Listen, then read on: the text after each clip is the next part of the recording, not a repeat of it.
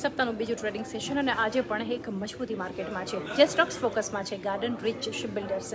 સૌથી પહેલાં તો કારણ કે અહીંયા કાસ્ટન ટ્રેડર જે છે એની સાથે કંપનીએ કરાર કર્યા છે, ત્યારબાદની અહીંયા ખરીદદારી થઈ રહી છે. પેટીએમ ઝીરો એમડીઆર નીતિ પર પુનઃ વિચાર કરવા માટે પેટીએમ દ્વારા જે અપીલ કરવામાં આવી છે, આ સ્ટોકમાં પણ આજે ખરીદદારી છે. આ સિવાય ગ્રેફાઇટ કંપનીઓ મજબૂત છે. એચઈજી, ગ્રેફાઇટ ઇન્ડિયા જેવા સ્ટોક્સ, કારણ કે સ્ટીલ સેક્ટરમાં જે ડિમાન્ડ વધતી જોઈ રહ્યા છે, તો આ સ્ટોક્સમાં પોઝિટિવ એક્શન છે. ઇરેડાના ફ્રન્ટ પર જોઈએ તો આજે બીજો દિવસ સતત જ્યાં વોલ્યુમ બેઝડ બાઇંગ છે, કારણ કે આરબીઆઈ આ ખાસ કરીને જે રિન્યુએબલ એનર્જી સેક્ટર માટેની પ્રાયોરિટી જે છે એ એક્સપાન્ડ કરી છે, એ જે છે એ વધારી છે. ત્યારબાદ ઇરેડામાં મજબૂતી છે.